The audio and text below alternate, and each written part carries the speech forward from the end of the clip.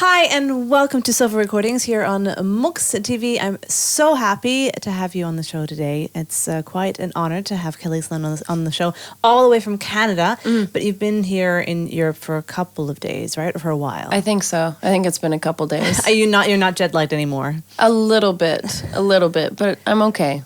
I'm in a good mood. That's very good. And you make beautiful music. You have an album that's not that new anymore, but it's the newest album called Big Deal. We're going to be hearing some songs off that album. Are we also going to be hearing songs from the other two albums you've made? Yeah, I think so. Yeah? Well, I'm looking forward to that as well. We're going to be talking about your life, about how you started making music, and that you didn't start writing music till 2008. Is that right? That is true. Why did you start so late? I always walked around the house singing little ditties and stuff, but I never thought of writing them down or actually developing them into a song until a friend suggested that we just record it and see what happens. And then all of a sudden I had an album, so now I'm here. I'm doing this. And you've been doing it for 10 years now, which is amazing. We're going to talk a lot today, so I would love to hear something first. So we can kind of get in the Kelly Sloan mood. So we're going to be hearing the first song called Tracers. What kind of song is that? What's it about?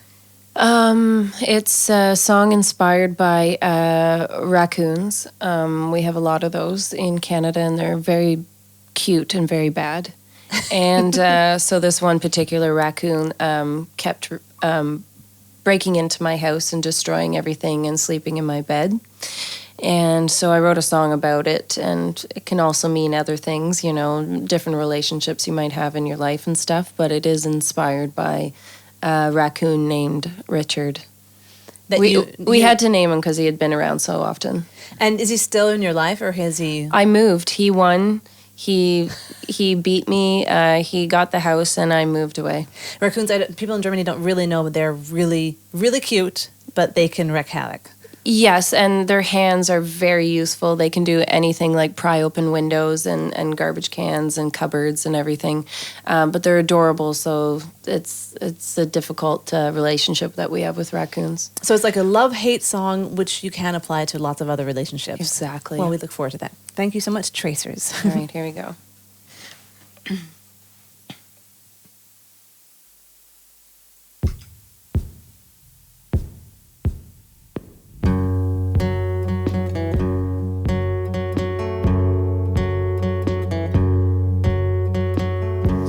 I closed the back door tight, 'cause I saw you once or twice. You were creeping through the dark of night, coming to my door, and I tried,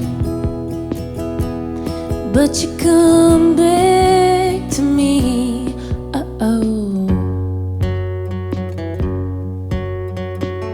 Checking traces left and right, bits of light to remember you by. There's 1,000 homes on the street tonight, and you're coming to my door, and I tried, but you come back to me. And you don't wanna leave.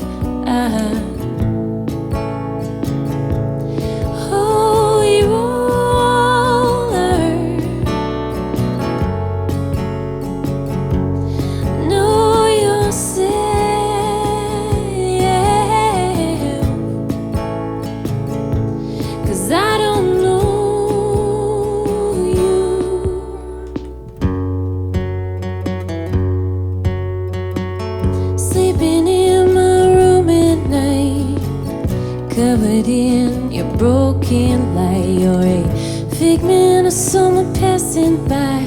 You're coming to my door, and I try, but you come back to me. And you don't wanna leave. And baby, come back to me. Then you won't wanna leave.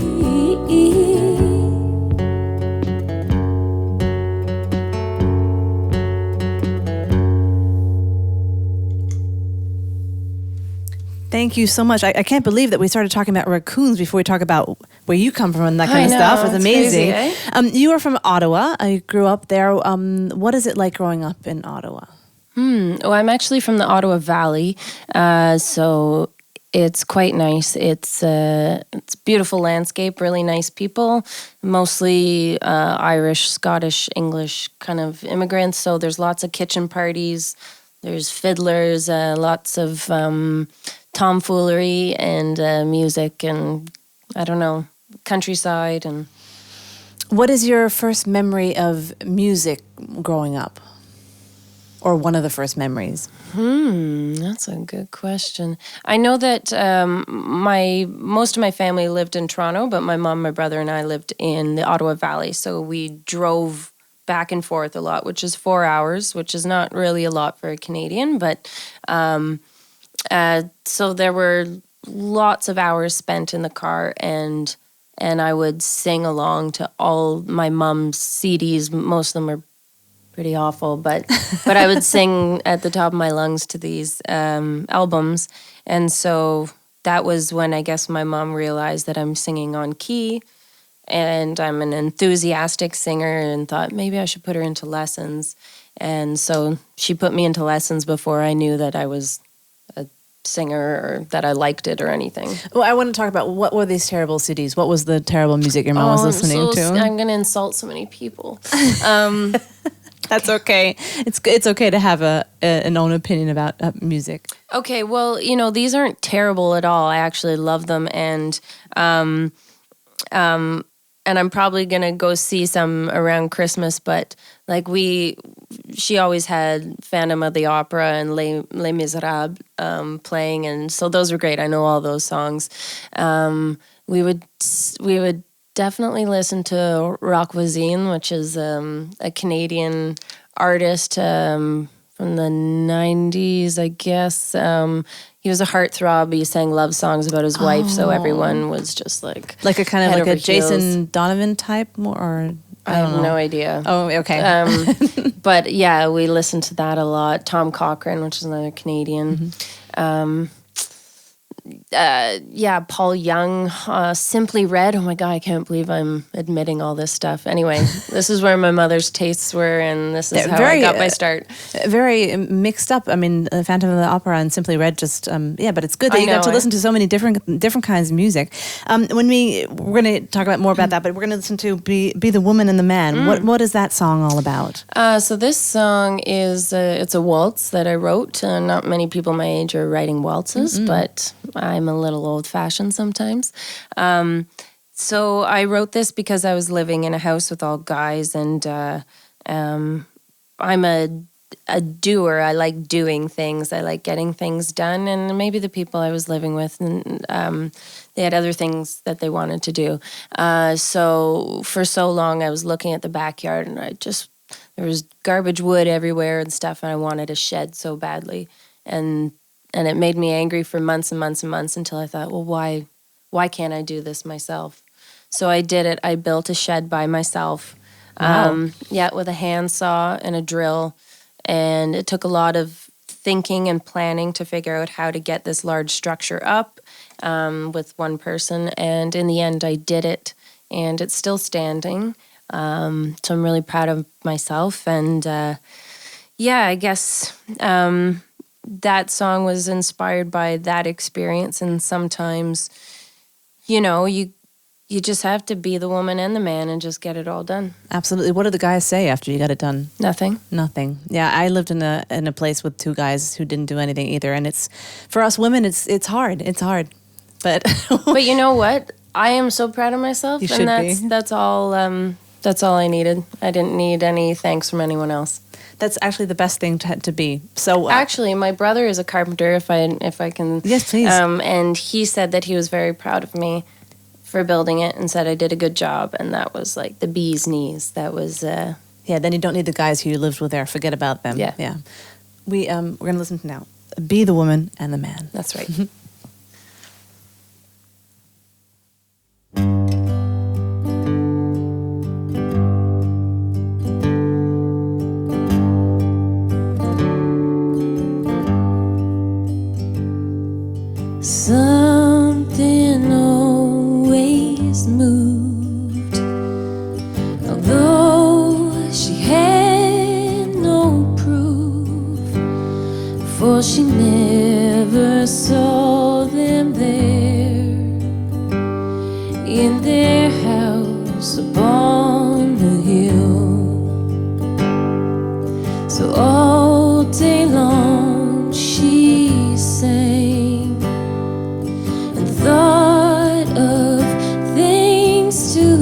think and sat in darkness still in their house up on the hill.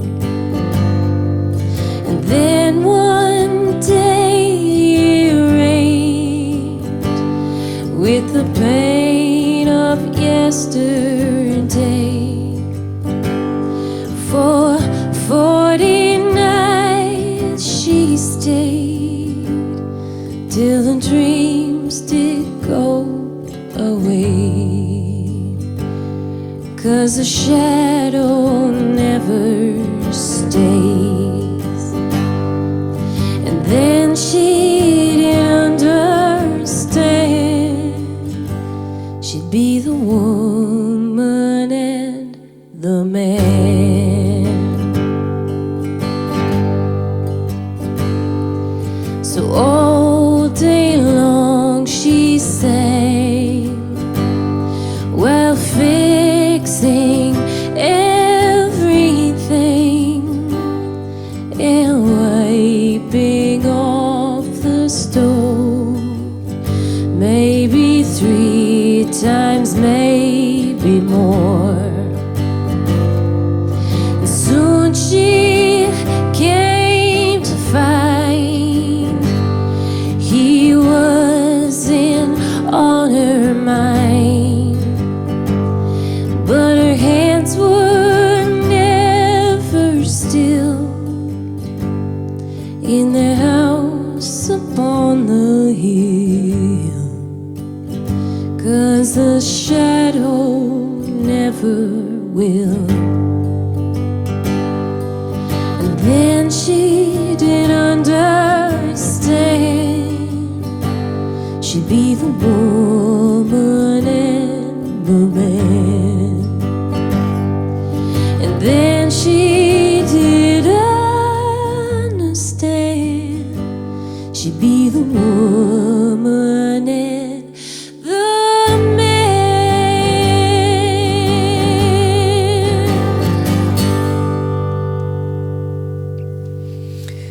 I can feel your pain.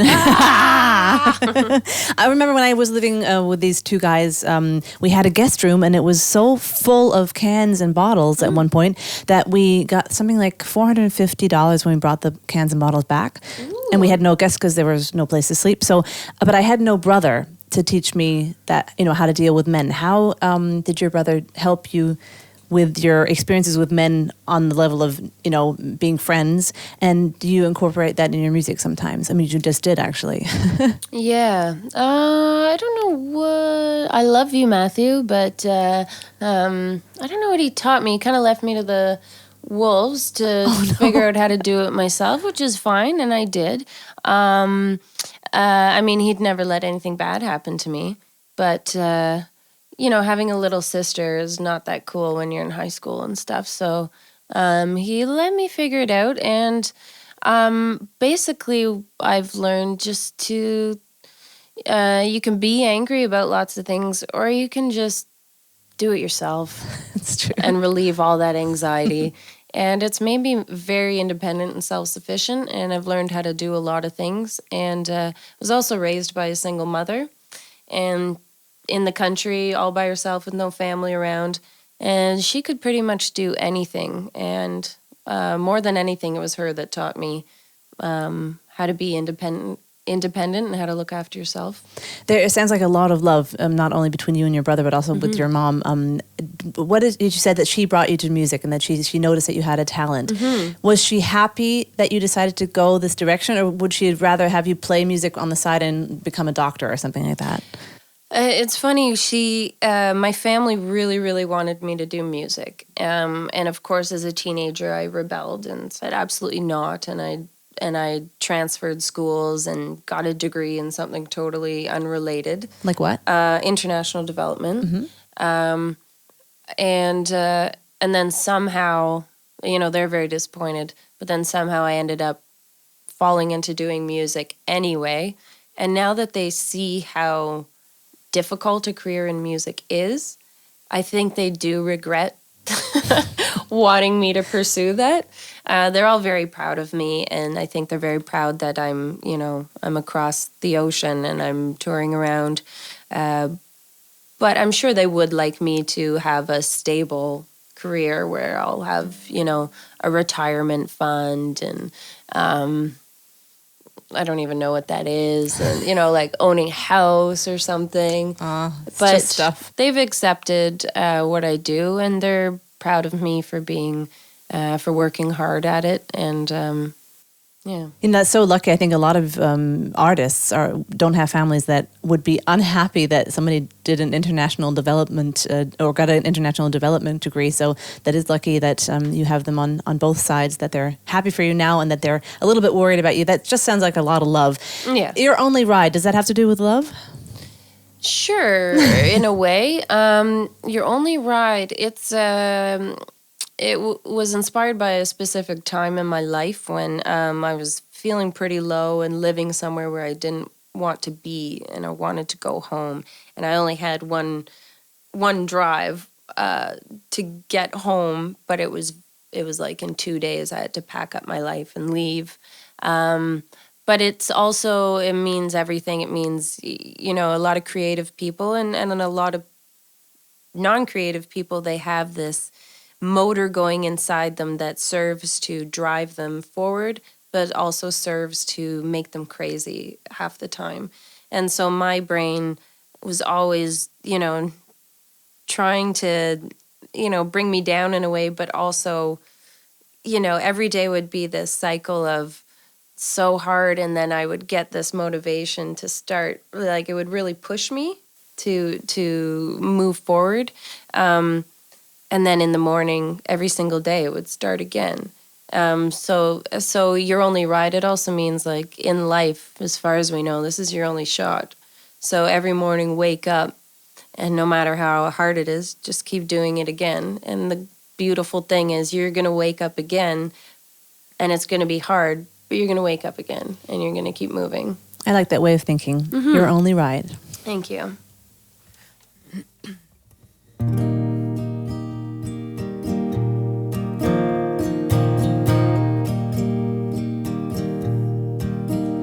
It's over, amen. Now it's already starting again. I'm in over my head. I've been shaking myself, knowing my face, these sounds and noises that I keep trying to shut out. Let me go, let me know, and let me out of this feeling deep inside. Then I hear a voice calling, tell me to shut her down. Don't worry about where you are, where you were, where you can't be now. It's all in your head, and it doesn't even matter, 'cause this is your only ride. This is your only ride. Oh. Tomorrow you will be fine. Your chest will softly rise, and you will begin again.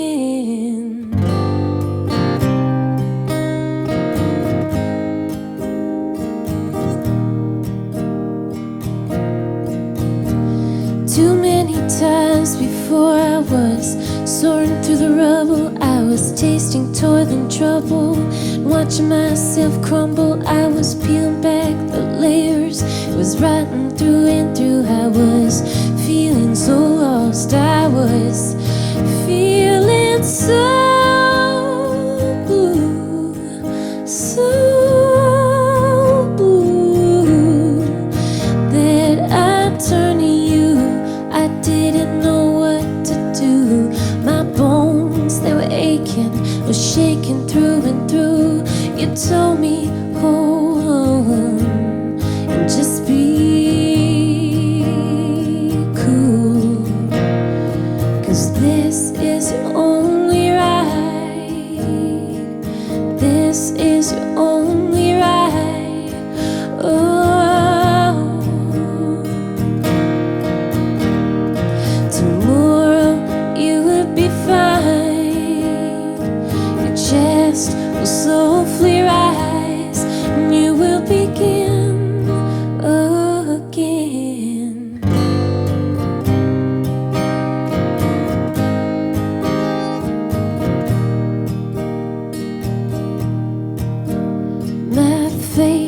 straight, but I'm losing my legs. I am stumbling and fumbling through an open gate. I'm falling and calling both and singing on hard.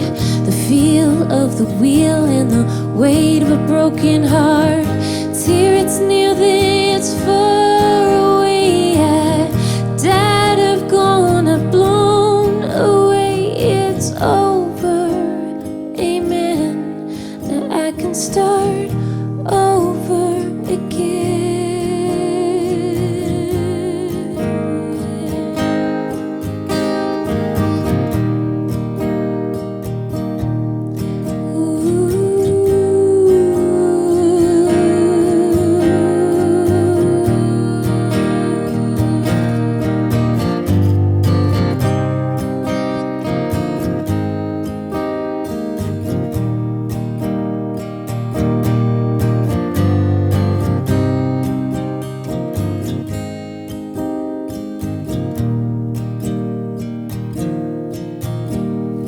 Cause this is your only ride. This is your only ride. Oh, tomorrow you will be fine. Your chest will softly rise and you will begin again. Thank you so much. What a beautiful song. Oops, Thank I'm you. Tripping over the. So many chords. Careful, careful. When you're a singer-songwriter, and you just told me a story about how you were somewhere you didn't want to be there, you're carrying your thoughts and your feelings kind of like on a silver tablet for everybody to see. Is that scary sometimes? I mean, I could ask you now, where were you living, and why did you want to get out of there, and would you want to tell me, or do you feel like it's some of the stuff is private and you sing about it and that's enough? Yeah, that's a great question. I don't necessarily like being specific about it because I write these songs for me to process what I went through. And if I leave it kind of open so that it's not just specific to my own experience, then often others can find parallels to what they're experiencing. And that's a way for me to connect with the listeners. Did that answer your question? Absolutely, Yeah. absolutely. So, when you write from your personal experience, and you're very, very deep, but you like to keep it that way. People they can ask questions, but you're not going to tell them everything about what's going on in your life. I don't need to. Yeah, you don't have to. Absolutely, by not. writing the song, it helped me process it anyway. So I'm good now. Now that I wrote the song. But it was quite a long time ago. Whenever this happened, Yeah. right? So, is it singing it now? Does it always bring up the old feelings, and does it annoy you that you have to sing it over and over? Or not annoy you, but is it hard for you to sing it over and over again because it actually is processed? No, because at different points in my life, it can become relevant again. And it could take on different meanings depending on what I'm going through, 10 years later, 20 years later. And it's okay to revisit these things that you went through. Like, I really enjoy getting older, not necessarily the changes in my face and body and stuff, but I love getting older for what it does to our minds and our confidence and stuff. And I'm happy and comfortable with looking back at what I have been through, and it makes me feel stronger. And I feel so lucky that I'm here and that I've gone through these learning experiences. Is the song 13 about being 13? Yeah. So actually, that's going back in the past too. What happened when you were 13? Well, this one, I have to tell you, this is off an album that I did, but I did not write this song. This is a Big Star song, and this is about being 13 years old, but this is an older song. It's from the early 70s. And so, yeah, it is this precious, innocent song about being 13 years old, but I find it maybe a little different to how 13-year-olds are nowadays. I think it's pretty different. In which way? Well, first of all, they're all better at computers than we are. Oh yeah, absolutely, big time. Yeah. They have more distractions. Things are, I think, a bit more complicated. They're not as simple as they used to be. maybe not as innocent as they used to be. I think you're absolutely right. I think they have a hard time sometimes because they have so much input from all over the place. Yeah. This song is not about now. This song was about how it was back then. So we're going to listen to the lyrics now, and then I'll talk to you about being 13 afterwards. Yeah, let's do it. All right. Let me do this for 1 second.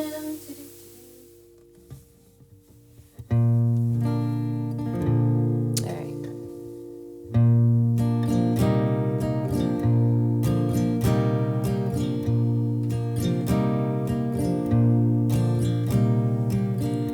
Would you let me walk you home from school? Would you let me meet you at the pool?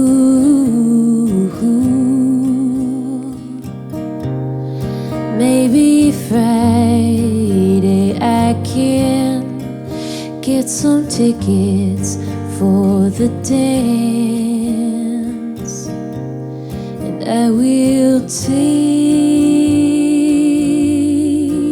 you.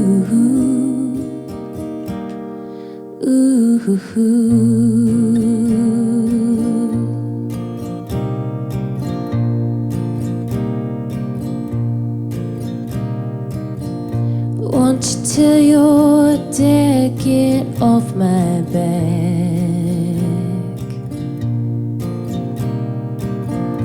Won't you tell what we said about painted black?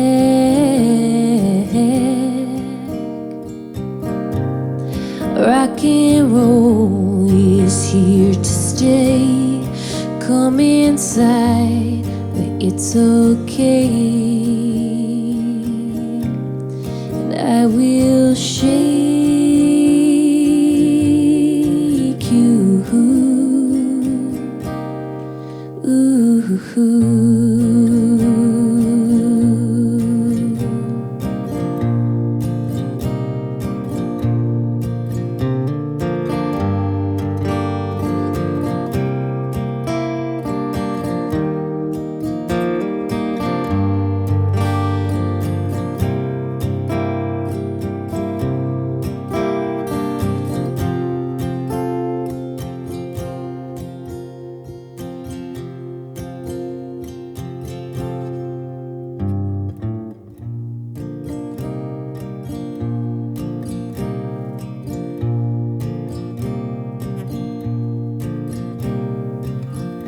Won't you tell me what you're thinking of?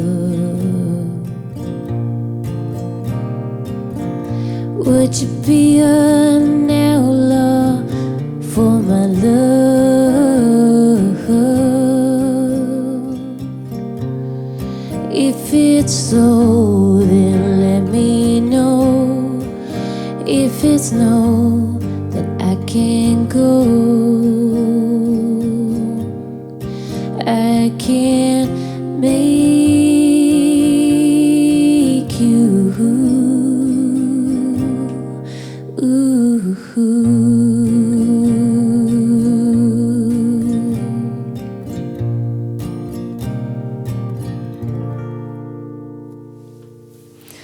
Oh, the heartache that you have when you're 13 years old. It's amazing. Oh, it's actually kind of a cool feeling if you look back on it. At least it was for me, even though it was so terrible, the love and stuff that you had. You couldn't, whatever. It was unbearable. It was unbearable, absolutely. Yeah.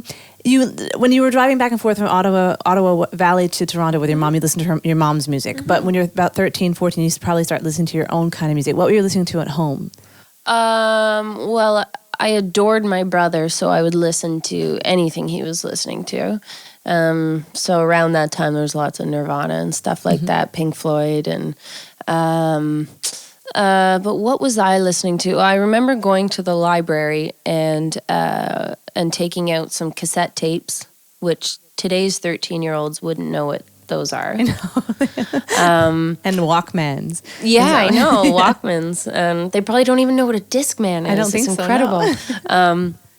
So yeah, I got out a bunch of cassette tapes from the library, and I got Bob Dylan, Joan Baez, Ella Fitzgerald, some Frank Sinatra, stuff like that. And I thought, if I'm going to learn music, I got to start with the greats and see how they did it. And that was kind of my base. And then, but how did you know they were the greats? Did someone tell you that, or did you kind of look it up? Or I don't know how I knew that. I mean, I'm sure that I had heard their names at some point, and thought, well, they must be good if people are still talking about them. So yeah, I mean, Aretha Franklin, Ella Fitzgerald, Nina Simone, those were my favorites when I was a kid. And did you get to ever see any of them? I mean, the ones who are still alive, any of them live on stage? No, I didn't get to see any of those. I did see Bob Dylan a couple times. I've seen a lot of great shows, a lot of my inspirations. I got to see Sharon Jones and stuff, and but yeah, not those three or those four. But I mean, I still listen to them, and I know all their stuff. And what is the song "Made of Wood" about? This is another song that I wrote. It's on a previous album, and I wrote it about when I lived on the east coast of Canada. And I loved it. The people there are very much like the people from the Ottawa Valley. They're very friendly, and they have lots of kitchen parties, and they know how to live well. You're into kitchen parties, I think, because you've mentioned them twice already. Yeah. I mean, it's just, music used to be more of a communal thing where everybody got together and played. It wasn't like this, oh, you're a singer, you play for us. It used to be more of something that everyone did together. And yeah, it didn't used to be such an exclusive thing. So yeah, I like the concept. And my dad's from Ireland and stuff, so there's a bit of that in me as well. So yeah, on the East Coast, the people are fantastic, and I loved it. But the weather didn't suit me very well. I think I was made to be born in the Mediterranean, and there was a mix-up somehow, and I ended up in Canada. Well, with an Irish father, I mean, there's no Mediterranean in there, but maybe your mother's side. No, they're Russian English, so I don't. But we're Black Irish, so we're dark-skinned. So maybe like a long, long time ago, there was some sort of Mediterranean something that got on the island and got into us, but. So the weather was really difficult for me to take, and it was very frustrating because everybody who lived there, they seemed impervious to it. They were always, happy, and they didn't notice that we hadn't seen sunlight in a month. And for me, I was just dying. It was awful. So it was just talking about those differences. Like I'm made of wood, and you're made of stone. Like we're made of different things, and I need different things, and that's what it's about. Okay, well, we're looking forward to listening to it. Thank you.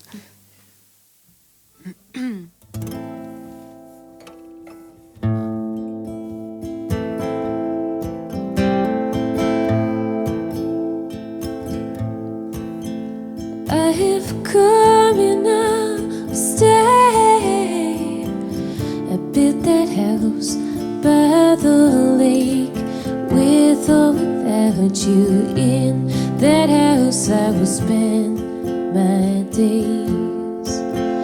I am made of wood, and you are made of clay. If the seas had flowed through my veins, I would stay a while and face the rain. But I'm made of trees that grow where I am from. I am made of wood, and you are made of stone.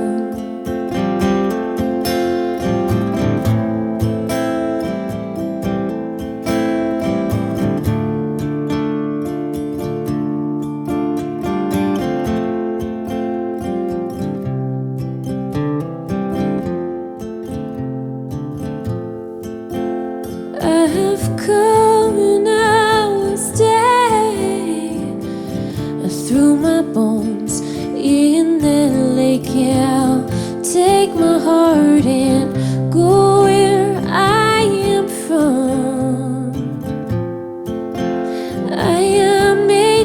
wood hand. You are made of stone.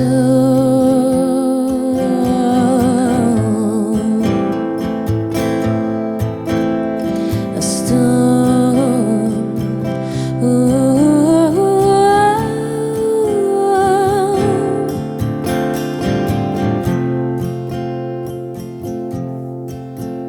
I am made of trees that grow where I am from. I am made of wood and you are made of stone.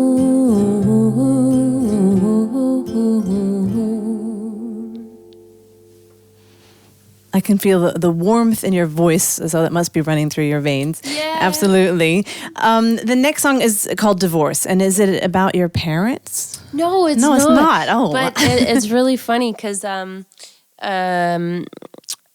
I first played this at a show in Toronto, and both my parents happened to be there, which is not common. It doesn't happen that regularly. And I actually wrote this song about a friend of mine, their parents. But I felt this nervous, anxious need to explain how, Mom and Dad, I know you're in the crowd, but I just want you to know it's not about you. I'm okay with how it went. And I got talking about it so much that it got so awkward and it was so hilarious. My cousins were laughing so hard at the back of the room. But so it's actually not about my parents because, divorce happens. And as long as you can respect the person afterwards, respect the time you had together, respect the fact that you did once love each other, then it's okay. It's totally fine. So, yeah, this song is just about, if it comes to an end like that, just appreciate and respect that time that you had with that person whom you loved. And shake hands and walk in separate directions. But that's actually a nice message. I mean, even if it were about your parents, it would be fine. Or how did they react after you were talking about it on stage and being a bit awkward about it? Well, I don't know. I mean, once you hear the song, you realize it's not a sad song. But sometimes I like to be a little bit provocative or something in a way that, I just named it Divorce. So people are like, that's weird. Like, what is this going to be about? But yeah, it is. It's just it's an okay song about divorce, and I also made it. What do you mean by okay song? No, it's a fantastic song. Oh, I see. About like how divorce can be okay, and I wrote it in a way that it's really like chilled and relaxed. Like you could picture being on a beach listening to this song, but it's called Divorce, so that weird contrast kind of throws people off, which I like. I kind of like making people a bit uncomfortable sometimes. Well, I'm not feeling uncomfortable at all, Great. Which is good. I hope you're not either at home, but we are going to listen to Divorce now. And I think the name Divorce really, I thought I was going to come and you're going to say, yes, it was so terrible with my parents back then, but it's not at all. So that's No, good, it's not actually. so bad. Yeah, okay. Yeah. Cool. Okay, I got to get my... I got to get some things set up here because I have a whole band with me under my feet here. Okay, let me make sure I'm pretty much in tune.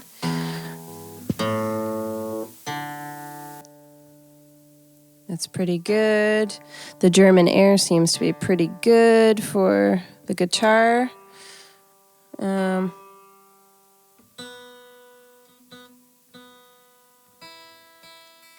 Okay, I think that works. All right.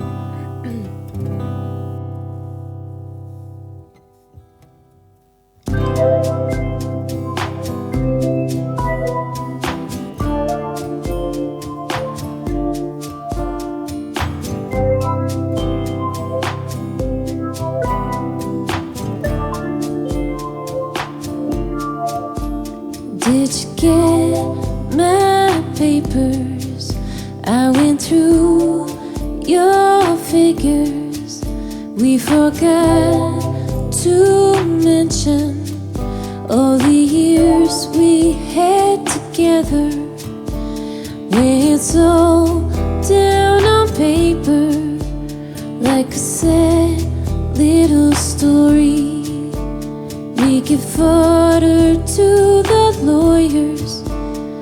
to burn down our little city. Can we just say I don't love you? Can we just say I don't love you?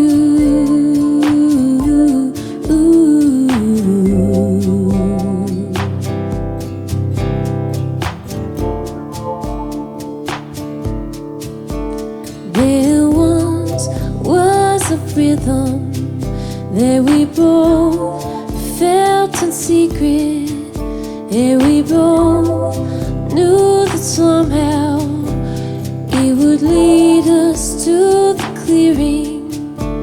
Then the smoke blew over, and we forgot the story, and our own little feelings took the message and the meaning.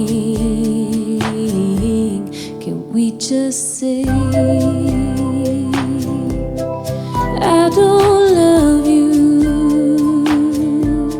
Can we just say I don't love you?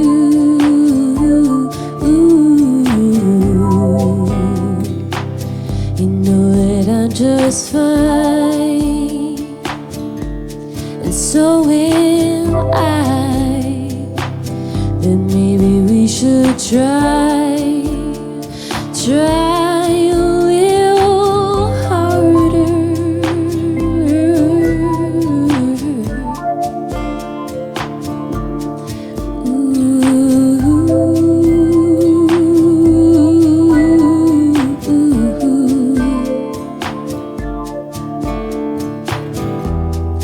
Baby, come back to me. You're taking your time to leave. I'm giving you all you need to bring me closer to you.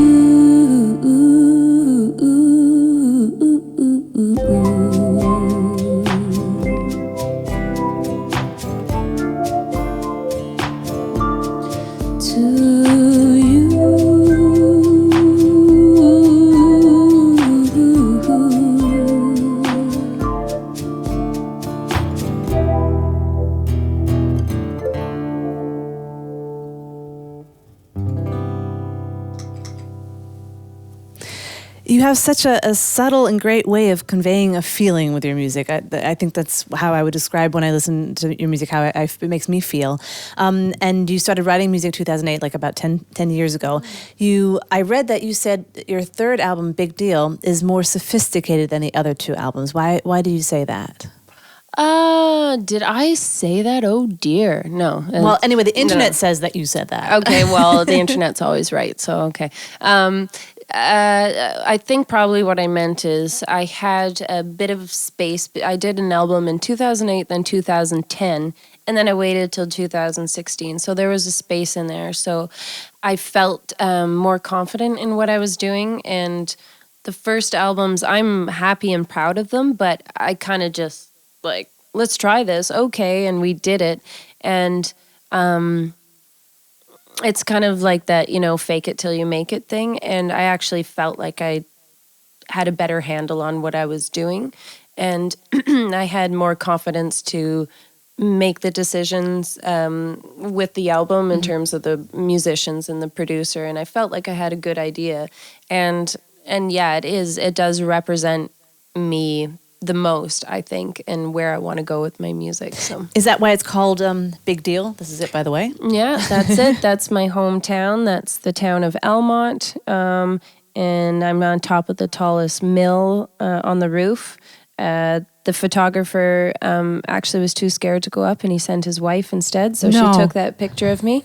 And so it's called Big Deal. That's the title track, and I will play that for you during this interview at some point.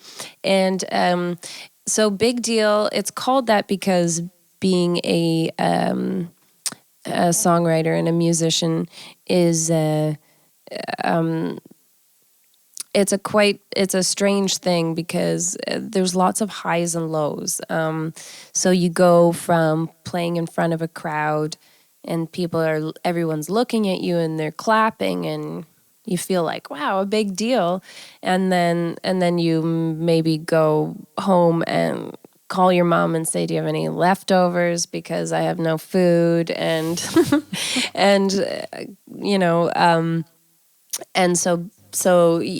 I picked it because you can say big deal in a couple different ways. You can say like, wow, that's a big deal, or like, oh, big deal. Mm-hmm. And that's how it often feels, going back and forth between the two constantly every day. Mm-hmm. Another song on the album is called Turn to Me, which you're going to be playing now. What kind of song is that? So this is a song, I have many different influences. So it's hard for me I never mean to be pretentious when I say I can't describe my music. It's only because I have lots of different influences. So this one started out as kind of a folk song, a Celtic-y song, and then we kind of, in the studio, turned it into, it has a 60s pop vibe, especially on the album with these big drums and, the wall of sound thing. So yeah, this started out as a pretty folk song, and yeah, it turned a little vintage pop. And what is it about? I don't know. It's kind of like a traditional folk song. It's about a woman yearning for her man who's, Lord knows what he's done, but he's on the run or something. Okay. Mm-hmm. I mean, it's interesting that you say it's pretentious that you can't describe, or that you can't describe your music, because I think it's the other people who describe people's music. It's your heart that's speaking. So I think you really don't have to describe it. We just have to listen. There you go. Yeah. And if you have any suggestions on how I can sell this music and explain it to people, let me know. But for now, it's the music I write. And it's perfect. Turn to Me. Thank you. All right.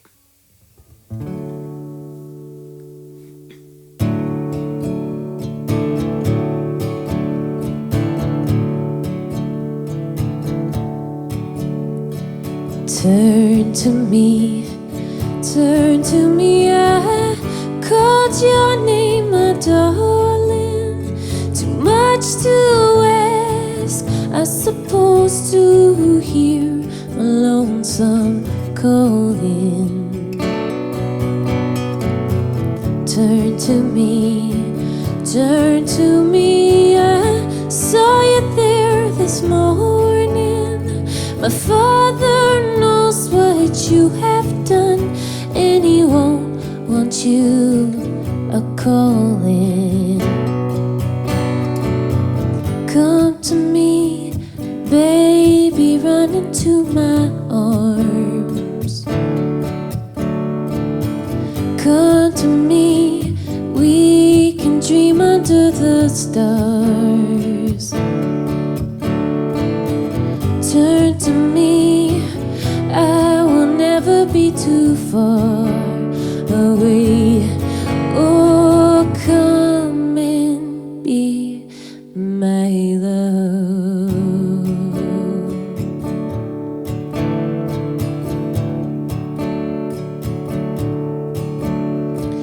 Turn to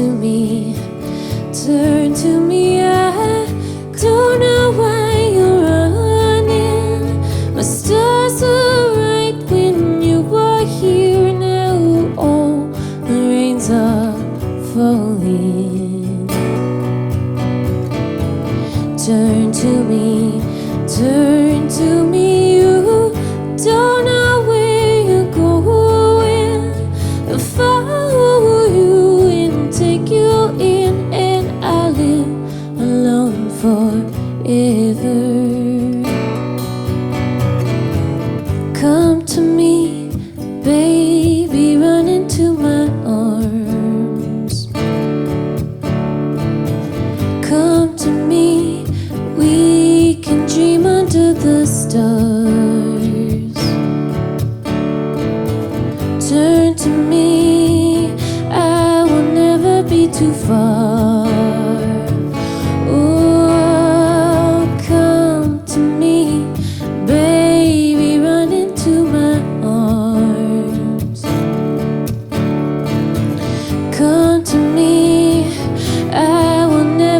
too far away.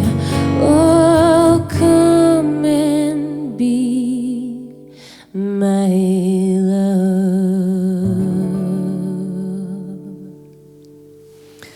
A beautiful song. Thank you so much. You are on tour now in Europe, all the way from Canada, being on tour all over the place all the time. Does it take a toll? Do you have to do yoga to kind of, or any kind of sport to kind of make you have the power to, or the energy to go on stage all the time? Yeah, I mean, these things they are quite exhausting. Even not just all the travel and stuff, but expending that amount of energy on stage and giving so much emotionally, it's exhausting. So when I can, I try to get outside before shows. I go on walks and stuff. And when I get home, I'm definitely going to sleep for a day. And then, I'm going to get back into my yoga and swimming and all that stuff. Oh, you do yoga? That was actually just, I was just guessing. But yeah, I do for sure. Yeah. So that's something that makes you feel strong. Yeah, it does really help. And it gets out all those kinks and everything. And it allows you to be very quiet and do things slowly, and also I do hot yoga, so I'm always cold, and so it's great. For an hour, I just get to be hot. Speaking about being quiet, do you do yoga listening to music, or do you do it completely peaceful because you can't listen to any more music right now when you're doing that kind of stuff? Yeah, I do. The place I go to is kind of an authentic, like Indian yoga studio. And so it is quiet. There's none of this like Jack Johnson being played or some like, you know what I mean? Like, and I really prefer that because people don't usually think about this, but as a musician, when there's music on, I'm tuned into it. So I'm not really relaxed. Like if I'm getting a massage and you're playing waves with like a harp or something, I'm thinking about the chord progressions and all these things. I'm not relaxing. So yeah, sometimes it is nice to have that silence. A break. Absolutely. What is the song Colors about? Colors. This is a song, this is another one off an album I did I think I released it in April. It's called Impressions, and they're not my songs, but they're all the songs that, influenced me and that I grew up on. So this is a Donovan song. It's a folk song. It's a really beautiful love song. He's talking about his love. And I really love it because it's simple and it's beautiful, but then the last verse kind of really makes you think all of a sudden, like, what is he talking about? He says, freedom is a word I rarely use without thinking of the time when I've been loved. And it's like, what? Mm-hmm. Wow. Okay. So yeah, I just love it because it goes deeper there. Do you remember when you heard it the first time? Or a time when you really listened to the lyrics and thought, oh, wow. When it hit you? No, I don't remember. It wasn't while you were doing yoga. That's for sure. That's right. That's for sure. That's Colors. right. Thank you. Okay. I'm going to do a little tuning job here.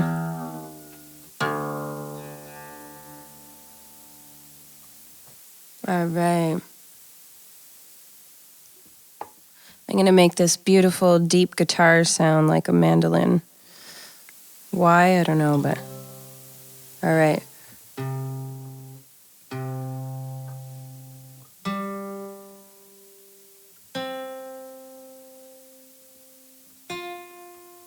These are the kind of songs that maybe shouldn't do on TV because it requires a lot of tuning, but it's worth it. It's a pretty song.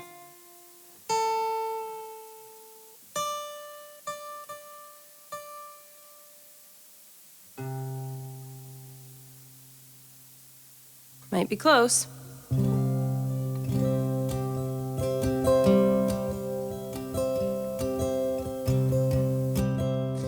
Yellow is the color of my true love's hair.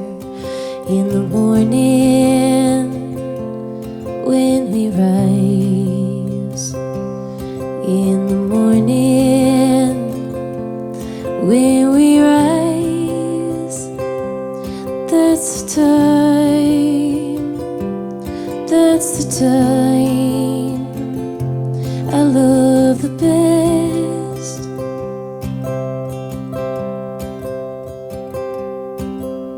And blue is the color of the sky in the morning when we rise. In the morning when we rise, that's the time, that's the time I love the best.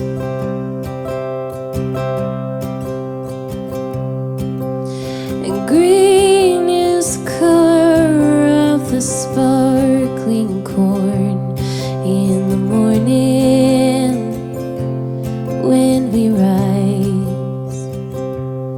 In the morning when we rise, that's the time, that's the time I love the best.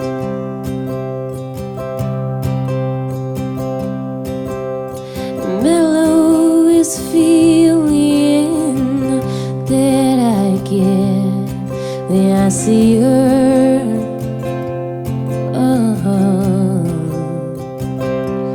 When I see her, ooh, that's the time, that's the time I love the best.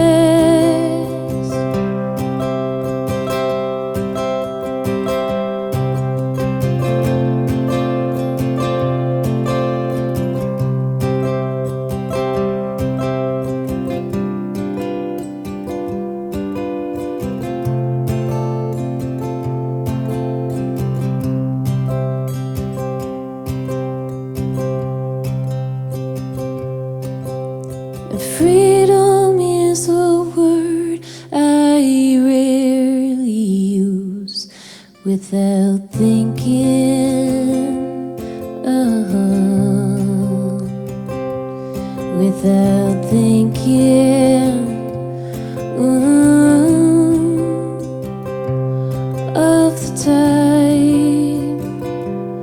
of the time when I've been loved.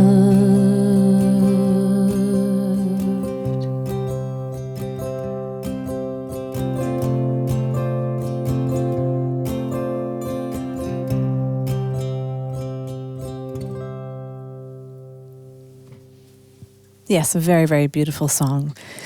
I thought I'd bring a prop to the next one. Actually, I'm going to take the guitar from you now because we're changing to the piano now. Oh, yes. And I brought the prop. It's on the couch. It is the telephone, the cell phone. Because you are going to be singing the song Cell Phone. Yeah. What is that all about? If I take a selfie, are you going to get angry or does it annoy you? Is this something that is, or is it something good? What would you say? Here, maybe I should talk into the microphone. I'll come over here a little bit more. Yeah. This song is about, cell phones do a lot for us. We can stay in touch. Any question we have, Google has for us immediately. But it has really become a part of us very quickly. And sometimes it can be a bit much. Sometimes if I get a meal and it's delicious, I just want to eat it. I don't want to take a picture of it.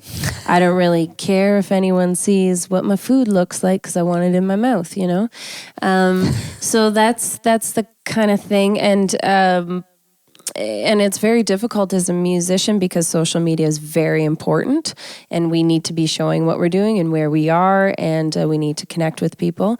But at the same time, it's a struggle for me because I'm a private person and I like to just experience what I have in the moment, and I don't need all these people that I may or may not be close friends with to experience that with me.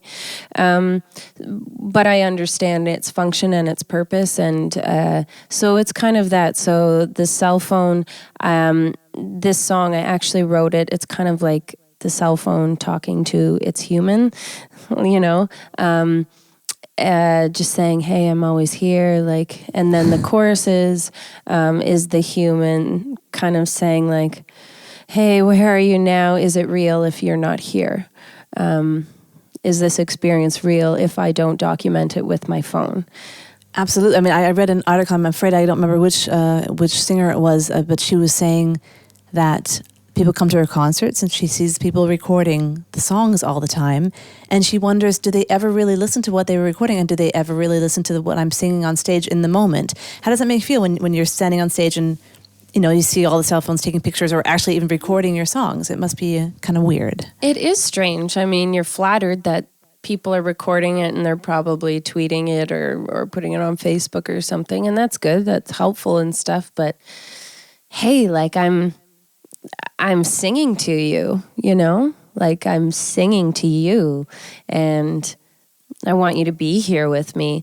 And so it is, you know, I'm not making any judgments about whether it's good or bad. It's just, it has become such an entrenched part of our lives that we're, I don't know, we're in a weird spot right now. And I struggle with it, definitely. I think it's going to be interesting to see where we're headed. We're going to hear Cell Phone now, and it's, kind of also a love-hate relationship, I guess. That's right, yeah. Okay. Okay, let me make sure this is on here. Do. Okay. Do.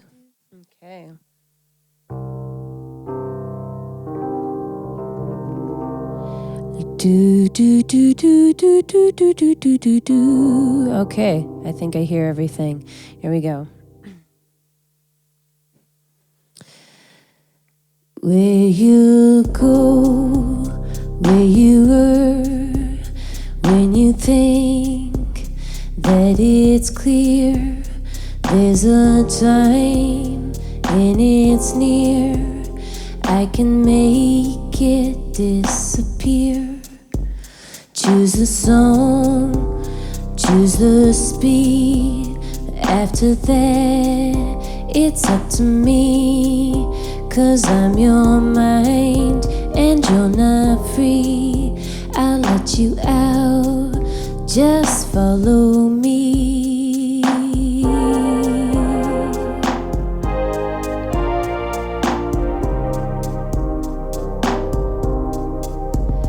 Are you lost? Are you bored? Would you like to feel it more? But you just can't let me go. 'Cause after all, I'm all you know. Help, where are you now? Help, where are you now? Is it real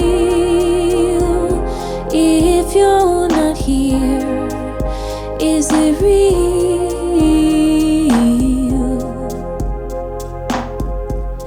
if you're not here?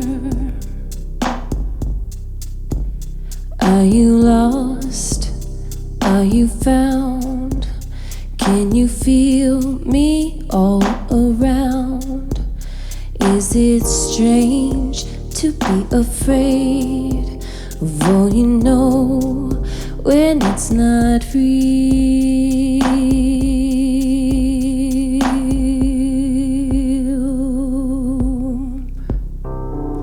Help, where are you now? Help, where are you now? Is it real if you're not here? Is it real?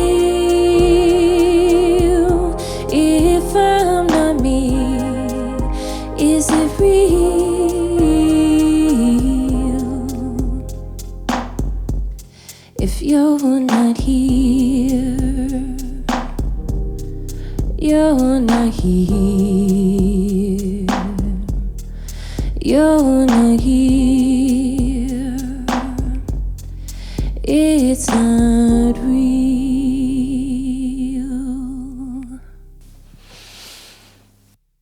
I guess I could have Googled why you decided to play the piano and the guitar while you were playing, but that would have been really rude, and I'd rather ask you. When did you start playing guitar first or piano, and do you feel at home in both areas? I started on the piano as a kid, and I only started playing guitar when like halfway through my first album, and I was trying to sing the chords to the guitar player, like this chord, and he'd like play it. And so eventually I thought, God, this is going to be way easier if I just play it. So I have to learn how to play it. And also, the guitar is so much more portable. I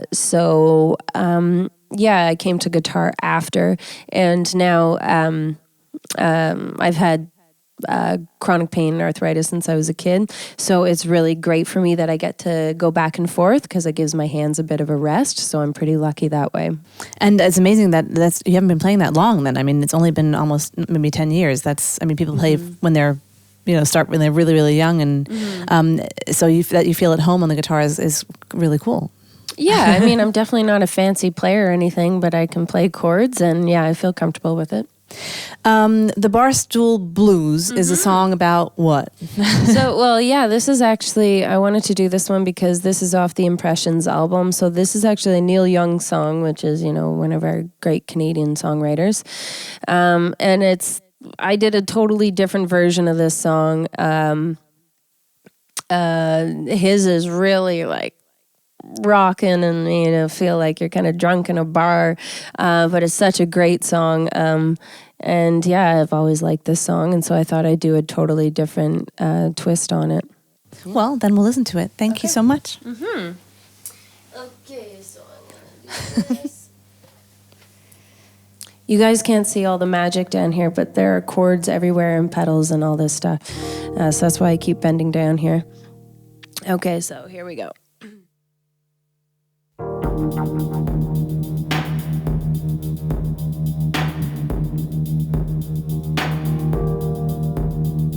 If I could hold on to just one thought for long enough to know why my mind is moving so fast and the conversation is slow.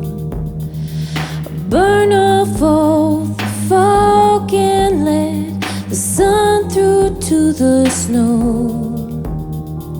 Let me see your face again before I have to go. I've seen you in the movies and in those magazines at night. Saw you on the bar stool as you held your glass so tight. I've seen you in my nightmares, and I'll see you in my dreams. I might live 1,000 years before I know what that means.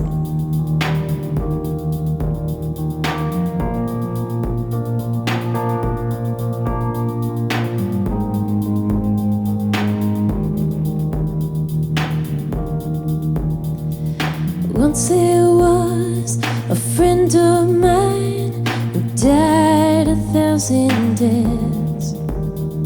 His life was filled with parasites and countless idle threats.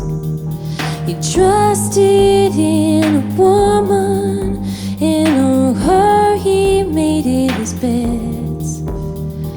Once there was a friend of mine who died 1,000 deaths.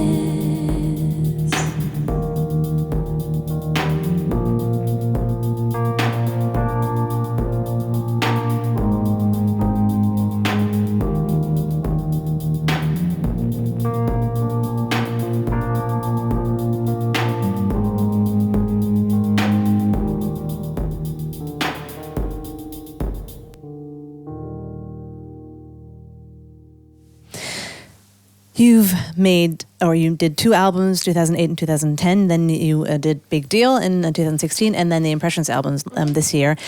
Where is your music headed, and what are the topics that you're going to be talking about in the next album that you're making? Have you already thought about it? Yeah. I'm writing a lot, and what I do is I write a whole bunch of songs to like 70% completion. Mm-hmm.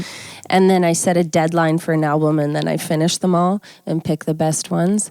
I'm going to continue to be introspective about things and to use songwriting to kind of deconstruct what I'm observing, just like the cell phone and stuff, and things that just really make me wonder, and writing songs about them are a way to go deeper into it and to really think about it. So, it's as much for me, and I hope that people find levels of connection in each song that they can relate to. I'm kind of scared to ask because I'm an American, but it's going to be about politics too, because it's... Yeah, it's actually all about Trump. I hope not. Kidding. Oh my goodness. No, it's not. There will be no American politics involved. Oh, really? In my next album. Okay. No, Is that good? Oh no, I don't know. It depends on what you want. It depends on what you want people to take from what you're saying. If it's something that annoys you or you want to talk about, then I guess it would be good if you wrote about it. That's true. Yeah.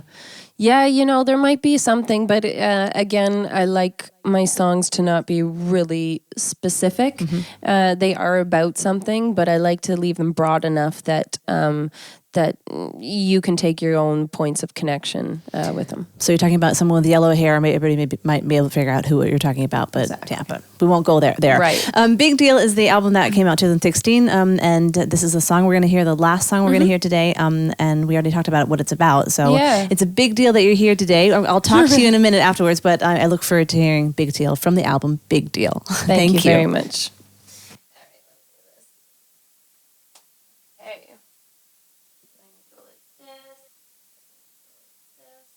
Okay.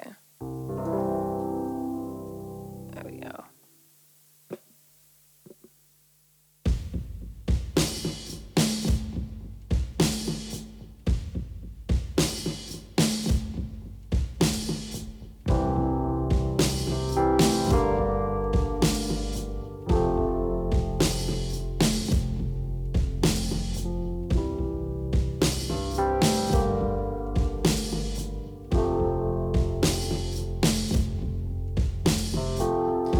Don't expect something deep or bother seeing what's ever reach. I've been sick and I've been down. I don't know what it is, but here it comes. Hey, my poster's in a bathroom stall. You know I got it all made. So play your song. Oh, oh, oh, oh, oh,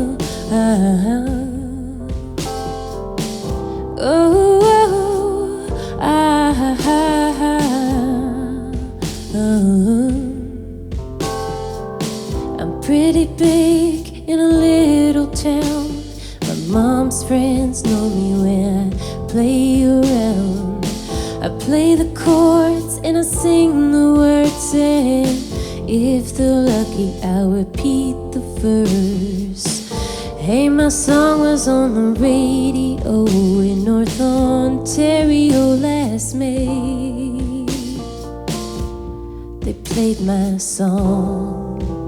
Oh, oh, oh, oh, oh, oh, oh.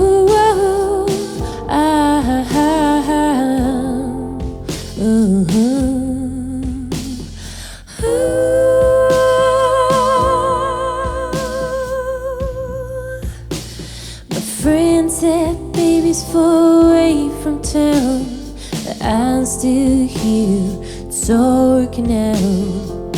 Sometimes I think I'll do some other work where I don't say a word or sing my hurt.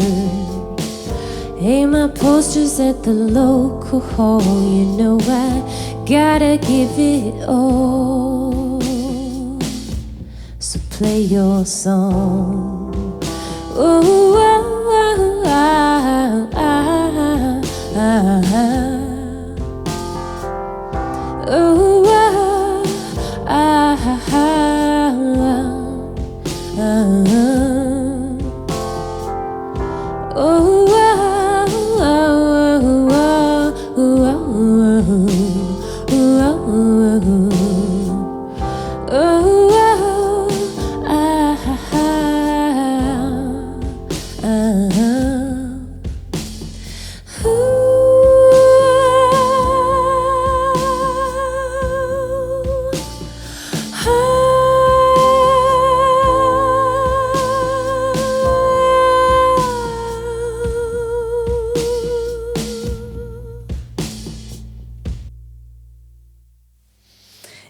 It has been an honor to be able to talk to you tonight and today about your life and getting to know you a little bit more and getting to hear your wonderful music. Thank you so much for being on the show today. Thank you very much. I feel like I even know, I don't know, your brother Matthew and your mom and your dad and your housemates and stuff. Family. Yeah, the whole family.